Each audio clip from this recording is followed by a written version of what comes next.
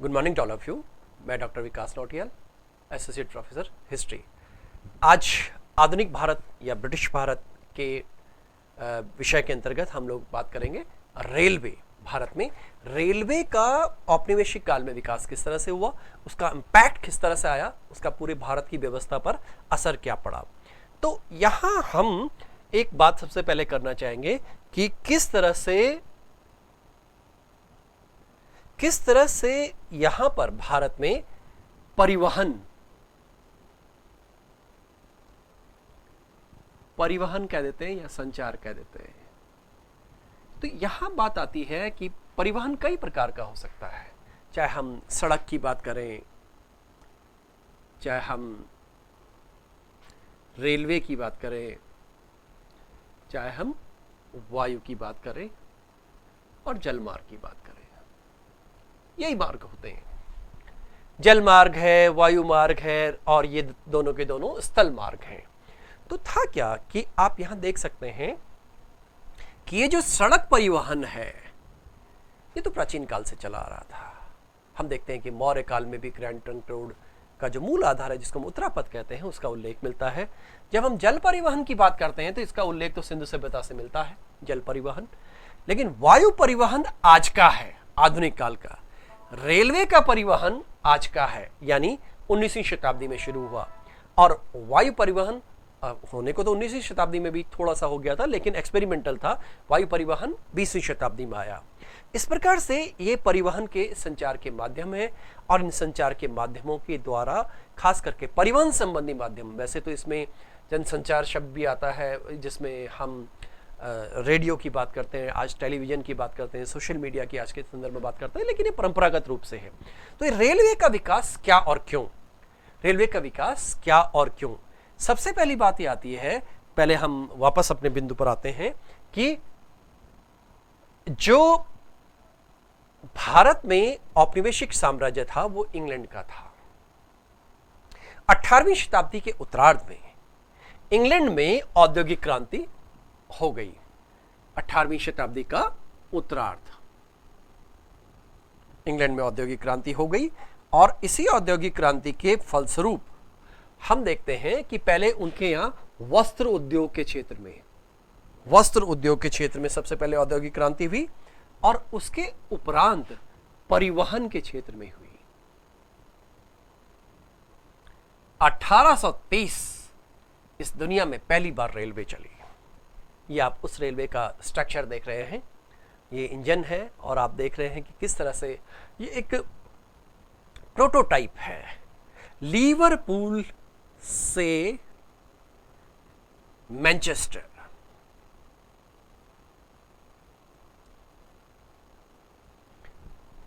ये रेलवे चली। जैसा कि हम भारत के संदर्भ में जानते हैं कि जो पहली रेल है बॉम्बे से थाने के बीच चलती है 1853 में लॉर्ड डलहौजी के समय में।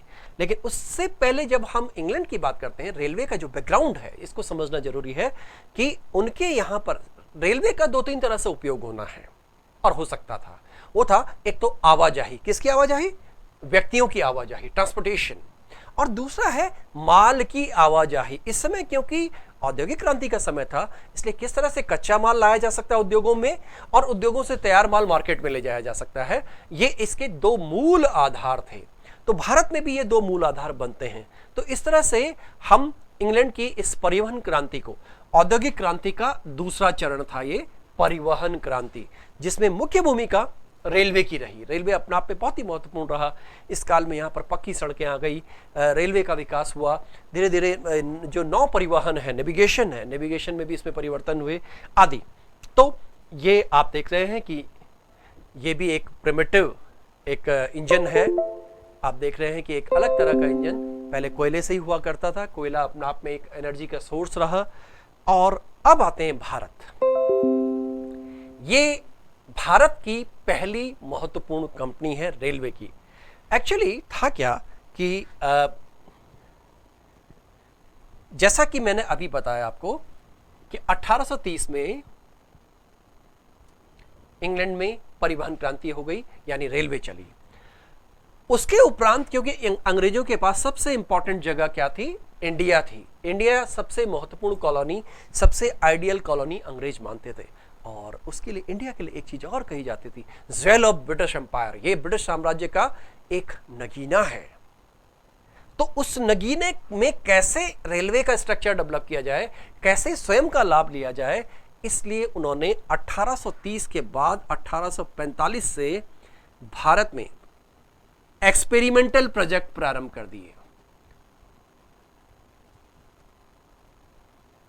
स्टीफनसन नाम का एक इंजीनियर था, उनको वो इंडिया में आए और उनकी पूरी टीम आई और उस टीम ने ये प्रारंभ किया कि किस तरह से इंडिया में रेलवे कैसे शुरू किया जा सकता है, कहां कहां शुरू किया जा सकता है, इसके सर्वे करवाए गए, एक्सपेरिमेंटल ट्रेन्स बनाई गई। तो इसके अंतर्गत इंडिया में कुछ कंपनीज बनाई गई। शुरू में सरकार के माध्यम से नहीं हुआ बल्कि प्राइवेट कंपनियों के माध्यम से हुआ। उसी में से एक सबसे महत्वपूर्ण कंपनी थी जिसका नाम था GIPR। ये क्वेश्चन आपके पास कई बार पूछा जा सकता है, ये तो अभी तक पूछा ही जाता रहा है कि पहली ट्रेन कब चली, कहाँ चली, किसके समय चली, ये 3 क्वेश्चन तो होते ही हैं, लेकिन अब ये नहीं पूछे जाते ना यूनिवर्सिटी के एग्जाम में, ना कॉलेज के एग्जाम में, ना फिर ना यूँ कहें कि कॉम्पिटिटिव एग्जाम में भी इस तरह का नहीं आता, नया पैटर्न हमको देखना पड़ेगा। तो GIPR, great Indian peninsular railway, ये पहली कंपनी है जिसके माध्यम से 1853 में पहली बार बॉम्बे से थाने के बीच में ट्रेन चली। लाल डलहौजी का समय था। डलहौजी को हम गलत चीज़ों के संदर्भ में भी जानते हैं या आलोचना होती है डलहौजी की, लेकिन डलहौजी ने इस देश को दिया भी बहुत कुछ। रेलवे का जो ये स्ट्रक्चर, जो बैकग्राउंड तैयार किया, वो रेलवे डलहौजी का ही था। पोस्ट ऑफिस या पोस्टल सर्विसेज का है। तो इस तरह से डलहौजी ने कुछ अन्य काम भी किए जो उसके जिनके लिए उसको श्रेय मिलना चाहिए। खैर, तो यहाँ पर जब बात आती है कि किस तरह से रेलवे डेवलप हुआ, तो आप यहाँ देख सकते हैं कि जो भारत का मैप है, भारत का जो मैप है, ये बंबई है, ये मद्रास है, ये कलकत्ता है। ये 3 हमारे मुख्य शहर थे। कहा जाता है कि इंडिया के जो चारों मेट्रो हैं, मद्रास, बॉम्बे, कलकत्ता और न्यू दिल्ली, ये चारों अंग्रेजों ने स्थापित की है। तो खास करके इन 3 में, क्योंकि ये कोस्टल है और अंग्रेज अपने आप में एक नेवल पावर थे, तो इन इलाकों में किस तरह से रेलवे प्रारंभ हो सकता है। तो आप देखिए बंबई में ही क्यों, तो क्योंकि इनके माध्यम से कच्चे माल की आवाजाही हो सकती थी। और एक बात और थी, उस समय सेना की आवाजाही की भी बहुत ज्यादा जरूरत थी, सैन्य आवाजाही। चाहे ASC का मामला हो, चाहे हम सेना के लिए किसी भी तरह का सामान ले जा रहे हों, चाहे लोगों का आपस में ट्रांसपोर्टेशन हो, अधिकारियों का जाना हो, सेना का जाना हो, कोई भी चीज़ हो, उसके लिए इन जगहों पर एक्सपेरिमेंटल ट्रेन्स प्रारंभ की गई। और धीरे धीरे रेलवे का सेटअप GIPR है, चाहे दक्षिण भारत की जो रेलवे कंपनियां थी वो जो अंग्रेजों ने स्थापित की थी, तो वो भारत में स्थापित होती हैं और वो प्रक्रिया शुरू होती है। ये आप देख सकते हैं कि किस तरह से उस काल का मुंबई, ये मुंबई का सेक्रेटरीट है, और ये आप देख रहे हैं पुराने जमाने का रेलवे सिस्टम। ये उस आपको दिख रहा होगा, पिक्चर से ही दिख रहा होगा कि पुराने सिस्टम के लोग आपको दिखाई दे रहे होंगे किस तरह से भारत के ट्रेडिशनल ड्रेस में है, और ये रेलवे का इंजन भी आपको परंपरागत रूप से दिखाई दे रहा है। ये बॉम्बे का उस समय एक दादर, आज भी बॉम्बे में एक सब सिटी है, उपनगर है, और यहाँ पर एक तरफ रेलवे है, एक तरफ देखिए सड़क है। तो ये दादर है, और ये मूल रूप से रेलवे का स्ट्रक्चर है 1909 तक का। 1909 तक ब्रिटिश भारत ही नहीं, भारत के 2 टुकड़े थे, भारत के 2 भाग थे। एक को हम ब्रिटिश भारत कहते हैं और एक को हम ब्रिटिश भारत, और एक को रियासती भारत, इंडियन। तो आप ये देखेंगे कि ये जो आप देख रहे हैं ब्लैक ब्लैक ब्लैक, आपको जहां भी ये नेटवर्क दिखाई दे रहा है, ये ब्रिटिश भारत का नेटवर्क है। और जब अपने यहाँ राजस्थान में आते हैं तो राजस्थान में ये नेटवर्क बहुत कम दिखाई दे रहा है। मारवाड़ की तरफ देखिए आप, ये लाइन जा रही है, उसी वक्त मारवाड़ जंक्शन का भी विकास होता है, ब्रिटिश काल की बातें हैं सारी ये। खैर, तो इस तरह से बिंदु आता है कि किस तरह से अंग्रेजों ने रेलवे का विकास किया, और इसके लिए तरह तरह के कमीशंस बनाए गए। कमीशंस, ताकि रेलवे का क्वालिटेटिव इंप्रूवमेंट हो सके। जब हम लॉर्ड कर्जन के समय में आते हैं तो रेलवे का जो रेलवे ट्रैक है, रेलवे का जो स्ट्रक्चर है, उसका सर्वाधिक विस्तार हुआ, सबसे ज़्यादा विकास हुआ। और इसी प्रक्रिया में हम देखते हैं कि चाहे स्टीफनसन कमीशन है, चाहे अन्य कमीशन है, रेलवे का बजट का कंसेप्ट आया। आपको ध्यान होगा अभी कुछ समय पहले तक रेलवे का बजट सेपरेट सरकार द्वारा दिया जाता था, प्रतिपादित किया जाता था या पेश किया जाता था। और उसके साथ साथ रेलवे में बोर्ड का कंसेप्ट है, बोर्ड। तो रेलवे बोर्ड का कंसेप्ट भी इसमें लिया गया। तो अब हमारे पास दो तरह की चीजें होती हैं जब किसी भी रेलवे का विकास किया जा रहा है। तो एक तो सबसे पहले ये स्ट्रक्चरल पार्ट है और एक इसका इंस्टीट्यूशन वाला पार्ट है। तो एक सिस्टम सिक्योरिटी आएगी, इसलिए रेलवे के लिए भी एक पुलिस की व्यवस्था की गई, रेलवे पुलिस। आज इस रेलवे पुलिस के दो रूप हम देख सकते हैं, एक को हम आरपीएफ कहते हैं और एक को हम जीआरपी कहते हैं। एक सिस्टम सिक्योरिटी के लिए है, एक पर्सनल सिक्योरिटी के लिए है। दो तरह की सिक्योरिटी इसमें आती हैं। रेलवे ने एक सबसे बड़ा लाभ भारत के राष्ट्रवाद के विकास के लिए किया। भारत के राष्ट्रवाद के विकास में, इस पूरे भारत को जोड़ने में, आप देख रहे हैं भारत का इतना बड़ा स्ट्रक्चर आपको दिखाई दे रहा है, इस भारत को जोड़ने में सबसे ज्यादा महत्वपूर्ण रोल रेलवे का ही रहा। और इसी रेलवे के कारण लोगों की आवाजाही हुई। जब हम कांग्रेस के अधिवेशनों की बात करते हैं तो उन अधिवेशनों में जो कांग्रेस के नेता होते थे वो रेलवे के माध्यम से ही आते थे। और इसी रूप में हम देखते हैं कि जब देश में स्वतंत्रता आंदोलन हुआ तो गांधी जी, ये आपके सामने नाम आ रहा है, देश के सभी नेता, आपने सुना होगा कि ये आपके सामने महात्मा गांधी हैं, ये पिक्चर महात्मा गांधी का है। और महात्मा गांधी तृतीय श्रेणी में यात्रा करते थे क्योंकि आम आदमी इसी में यात्रा करता था। ये मास लीडर थे। उस समय फर्स्ट क्लास, इंटर क्लास और थर्ड क्लास, ये तीन श्रेणियां हुआ करती थी। आम आदमी इसमें सफर करता था, इसमें यात्रा किया करता था। तो गांधी जी ने इसी को चुना। इसी यही कारण था कि गांधी जी जब ट्रेन से निकलते थे कहीं तो लोग ट्रैक में खड़े हो जाते थे ताकि ट्रेन रोक दी जाए। गांधी जी से मिलना चाहते हैं, गांधी जी के दर्शन करना चाहते हैं।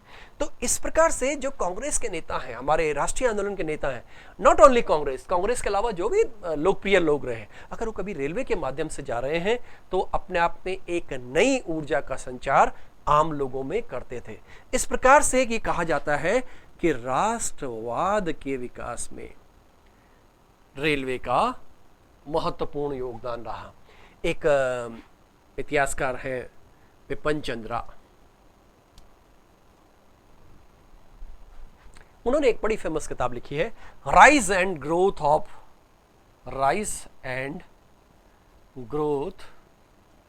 Of economic nationalism in India. इसमें उन्होंने एक फेमस चैप्टर, इंपॉर्टेंट चैप्टर लिखा है कि रेलवे के विकास ने क्या भूमिका निभाई। किस तरह आपने सुना है कि आज हम पे कमीशन की बात करते हैं, आज हम ट्रेड यूनियन मूवमेंट की बात करते हैं, इसका आधार ये रेलवे है। रेलवे का सबसे बड़ा स्ट्रक्चर था। जब हम स्वदेशी आंदोलन की बात करते हैं, जब हम बंगाल विभाजन की बात करते हैं, तो तब तक रेलवे के कर्मचारी, रेलवे के श्रमिक आपस में जुड़ चुके थे। और आज भी सबसे महत्वपूर्ण जो लेबर ऑर्गेनाइजेशन है, मजदूरों का संगठन है, वो रेलवे का ही है, ट्रेड यूनियन, रेलवे के ट्रेड यूनियंस जो है। तो रेलवे ने अनेक तरह से भारत के विकास में भूमिका निभाई। हालांकि अंग्रेजों ने तो इसको कॉलोनियल स्ट्रक्चर के अंतर्गत डेवलप किया था, लेकिन जब देश का विभाजन हुआ तो अंग्रेजों ने जो अपने यहाँ पे स्ट्रक्चर खड़ा किया था, क्या इसका स्ट्रक्चर लेके वो जा सकते थे इंग्लैंड? संभव नहीं था। इसलिए वो उनकी देन के रूप में हमारे सामने रह गया। उन्होंने भारत का शोषण किया, भारत का आर्थिक कच्चा माल बाहर ले गए, लेकिन उन्होंने हमको ये रेलवे के रूप में एक विरासत भी हमको दी। शोषण के बावजूद भी विरासत हमें प्राप्त हुई। तो इस प्रकार से रेलवे ने राष्ट्रवाद का विकास किया।